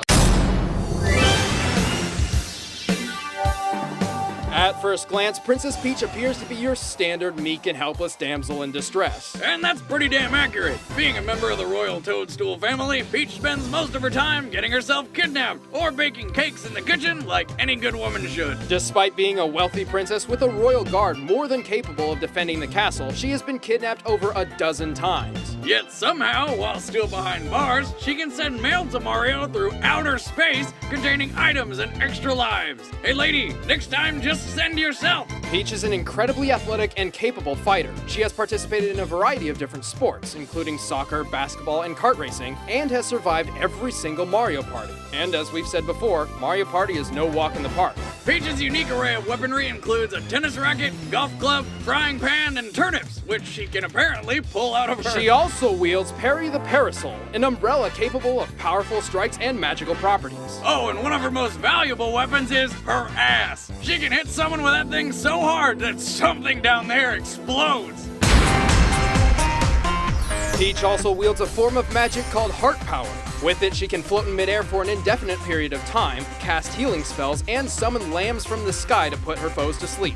Don't pet that sheep or you might wake up in a stranger's van. And ever since being touched by the Vibe Scepter, she can channel her emotions into raw mystic power. When she rages, she becomes invulnerable but slows tremendously. Hold up, touched by the what now? The Vibe Scepter. But Peach's magic reaches its climax with her Mega Strike technique, Empress Peach. A kick so powerful, it splits a soccer ball into 3 separate ones, delivering enough force to score 3 times. Stop! I can't talk! Peach's heart power also naturally dispels evil magics, which is the actual reason why Bowser always kidnaps her. Really? I always thought it was because of, well... Peach has assisted Mario in battle several times, once even saving him from Bowser on her own. Even so, she still needs rescuing on a daily basis, and her gratitude usually only goes as far as a kiss and a cake. What's with all these princesses not putting out? Give it up already! Listen, everybody. Let's bake a delicious cake for Mario. Zangief stands 7 feet tall at 350 pounds, weighing in as one of the strongest on the street fighting circuit. And as a testament to his manliness, check out that wicked shin hair! Zangief is a champion wrestler in Russia, using push and pull techniques to throw his opponents off balance. He also specializes in Sambo, a combination of wrestling and martial arts. He's not skilled in leg locks and chokeholds, but his grappling, submissions, and groundwork are second to none. Zangief's best moves include his double lariat, atomic suplex, flying powerbomb, and a wicked backhand called the Vanishing Flash. a move Zangief learned specifically to counter projectiles. Zangief hates projectiles. His signature move is the spinning pile driver, which he learned after getting caught in a cyclone while pile driving a bear. That is the most awesome thing I've ever heard. Actually, wrestling bears has been Zangief's favorite training exercise since he was a kid. Supposedly, he wrestles grizzly bears, but these are not native to Russia. It's far more likely he wrestles Ussuri brown bears, which can weigh up to 1,500 pounds, well over twice the size of a full-grown grizzly. Holy shit! He pile drove one of those into a tornado? Battling such a massive beast corresponds with his Russian wrestling training perfectly, forcing the bears to lose their balance and knocking them out cold. Zangief is a loyal Russian through and through, always fighting for his country rather than personal gain. He is often employed by the Russian president as the country's official fighting representative. That said, Zangief is pretty dim-witted, more a follower than a leader. He fights with instinct rather than reason. All the more reason to get out of his way. Zangief broke you. Yoshi is a cheerful and friendly dinosaur whose race happens to be among Bowser's most hated enemies. Why? Because they're so goddamn happy all the time. Yoshi is considered one of the fastest characters in the Mario universe and has a higher and stronger jump than Mario. Despite his cute and cheery demeanor, Yoshi's powerful enough to put down this Goliath single-handedly. He's able to keep up with experienced fighters like Solid Snake, Link, and even previous Death Battle champion Samus Aran. And he either doesn't have any ears or he's really freaking patient, because he somehow put up with that whiny-ass baby Mario. If it were me, someone would have found him in a dumpster after the first level. Also, while young Yoshis are dumb enough to run off cliffs, they learn quickly over time, eventually driving go-karts, playing sports, and surviving the greatest death trap ever created. Mario Party. Yoshi has a large arsenal of eggs to use as lightweight projectiles, and can even create a giant eggshell to use as an all-encompassing shield. What is it with creatures from the Mario universe using their babies as weapons? Is it that effective? I'm gonna have to test this out. Maybe some sort of baby launcher? Boomstick, that's a terrible idea. Anytime you'd want to reload, you'd have to wait 9 months. Anyway, Yoshi's greatest asset is his stomach. Yeah, Yoshi's got a bad eating problem, and devours everything in sight with his long, stretchy tongue. He can swallow almost anything, even fire. That's right, Boomstick. Yoshi has the strangest digestive system I've ever come across. Certain meals can grant him special abilities. Otherwise, after consuming a foe or item, Yoshi, ejects an egg spawned from the subject. The egg may have special properties from said object or contain the victim within. Wait, that's how he makes eggs? Are there any female Yoshis? I don't think they're male or female. Yoshi's maybe asexual. That poor, miserable creature. Oh, Yoshi got right stuff. Dr. Eggman is the obese yet strangely athletic evil mastermind responsible for terrorizing the world of Sonic the Hedgehog in his quest to rule a global empire. His engineering mastery has led to a massive army of unique robot warriors using the strangest fuel source, kidnapped animals. He's PETA's worst nightmare. His army is based around speed and defense, including motobugs, caterpillars, buzz bombers, egg pawns, and SWAT bots. But Eggman's got way more than that. His egg fleet is a huge armada of battleships led by the massive Egg Carrier, which supports a huge front-mounted laser cannon. The Eggman army is spearheaded by his deadliest robot warriors, the Badniks. The Egg Robo is a smart bot crafted in Eggman's own image and designed to carry out tasks Eggman himself would normally do. What's this guy's deal with eggs? On its own, Silver Sonic appears slow and bulky, but it is powered by a Chaos Emerald, making it a much faster and more practical machine. Then he made another Robo-Hog, Mecha Sonic, who focuses on firepower over speed. Mecha Sonic can even absorb Chaos Energy to attain a short-lived super form. But Eggman wanted more than just Sonic bots. Mecha Knuckles can glide and vomit giant rockets. And E101 Beta remains one of Eggman's most versatile creations. He's a flying robot with super speed, teleportation, and a reflector shield. He shoots homing missiles and Kamehamehas and has one of my favorite defensive abilities ever, the backhand. The Shadow Androids are fast and durable and typically fight in groups of 3. However, their design is so complex they sometimes glitch in close combat. And speaking of glitches, despite being an absolute genius, Dr. Eggman appears to suffer from a peculiar personality disorder that sent him through several different phases. Let's just hope that scratch and grounder phase doesn't show up today. But none of Eggman's creations have ever been as deadly or as successful as his ultimate killing machine. Hyper Metal Sonic.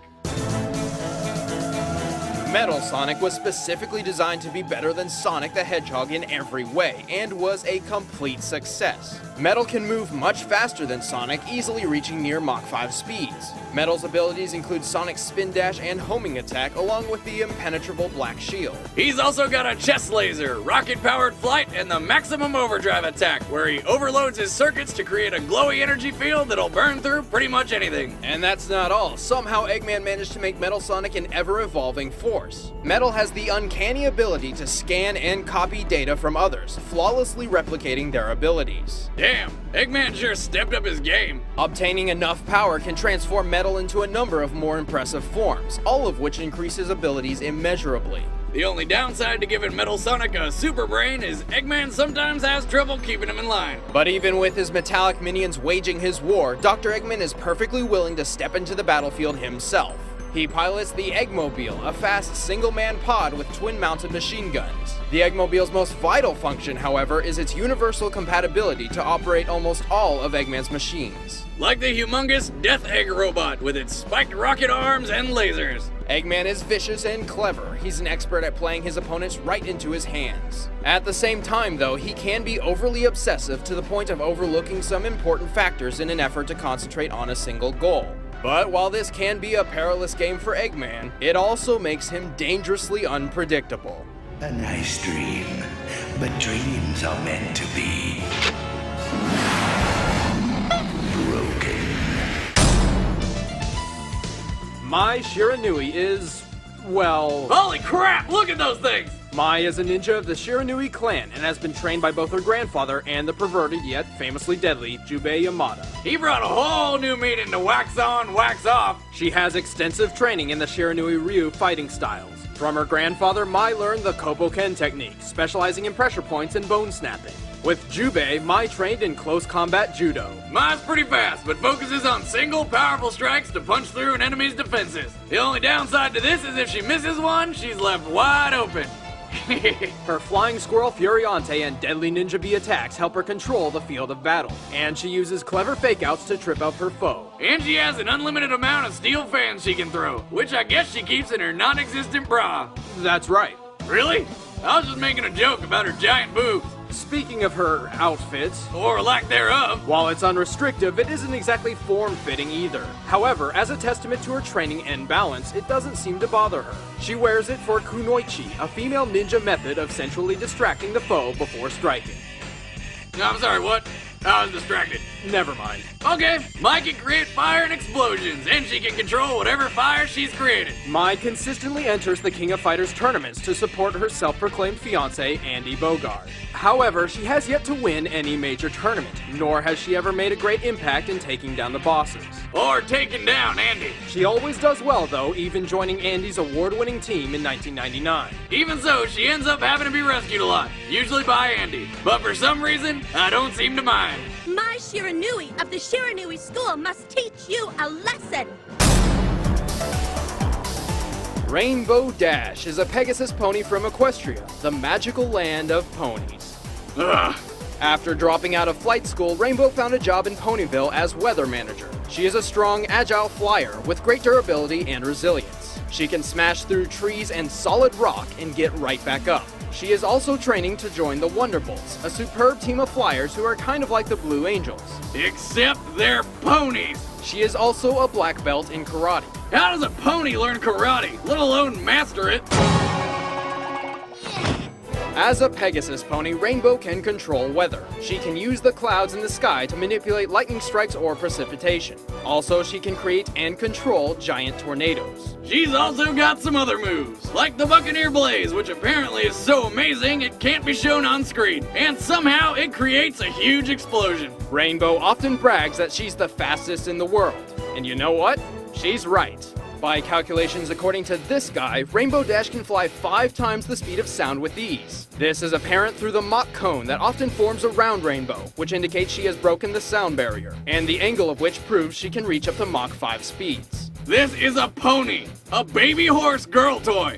Why is it so awesome? And upon breaching Mach 5, she enters hypersonic speeds to create the Sonic Rain Boom. With this, her speed doubles instantaneously to Mach 10, and somehow the resulting sonic boom completely shatters the visible light spectrum. Not to mention the sonic boom itself is apparently strong enough to split solid rock and shake entire mountains. Rainbow is brash, athletic, and extremely competitive. But while she's steadfast and loyal, she sometimes cheats to get her way.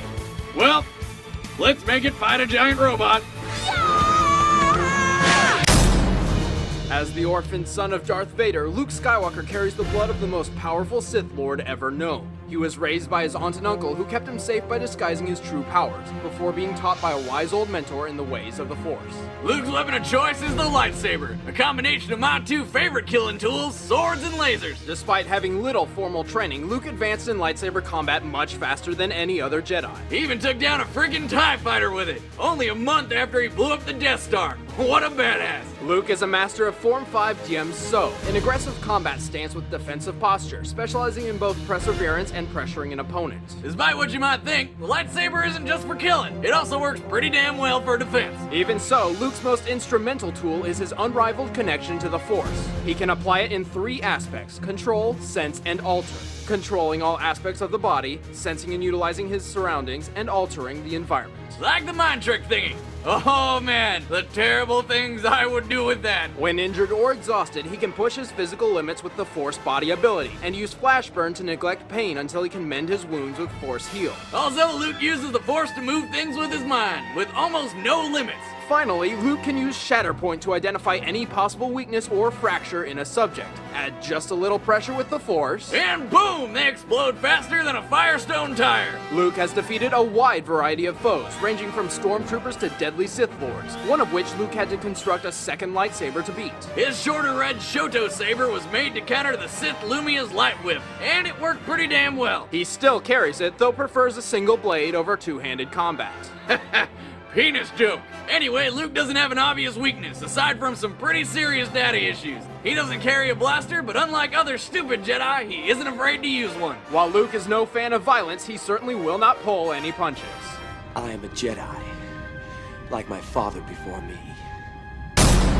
Samus Aran was infused with bird-like Chozo DNA at a young age, increasing her strength, speed, and athletic ability far beyond those of a normal human being. How do they do that? I want me some bird DNA. She wears the power suit, typically in Varia form, shielding her entire body without restricting any movement or flexibility. Too bad it makes it look like a dude. Her primary weapon, the arm cannon, has acquired numerous awesome upgrades over the years, though the basic power beam is a pea shooter with a pathetic range. But when it's fully charged, it'll blow your face off. Bam! Shoot-to-woo! The arm cannon can also use an ice beam, a grapple beam, and a plethora of seeking and super missiles. Samus controls the skies with a powerful and speedy ScrewAttack, and if there's trouble in the battlefield, she can curl into Morph Ball mode and slip away unnoticed. What the How does she do that? Bird DNA, Boomstick. Bird DNA. Samus also has a freaking huge supply of power bombs, which will destroy anything on the screen in seconds. Nothing survives. She is known to be the bounty hunter capable of taking on impossible missions, fighting massive beasts, and even wiping out an entire species. However, she often makes mistakes. Somehow, she always seems to lose all her power-ups and upgrades at the beginning of every mission. Man, someone get this chick a purse. My God. Just look at it! Some impressive apparel to be sure, with sizes ranging from men's small to XXL. And don't forget the ladies! Forged from 100% heavyweight cotton, its lifespan is far superior to the average t-shirt. And it makes women more attractive, possibly even increasing breast size. I don't really think... Hey, it couldn't hurt. True enough. The men's shirt causes males to generate higher levels of testosterone, boosting confidence and increasing manliness by up to 45%. Other shirts will cower in fear at the sheer sight of it. With a price of $19.98 and international shipping options, this shirt is easily available to everyone. But enough talk! Let's see how it does in the ring! But first, a message from our sponsor.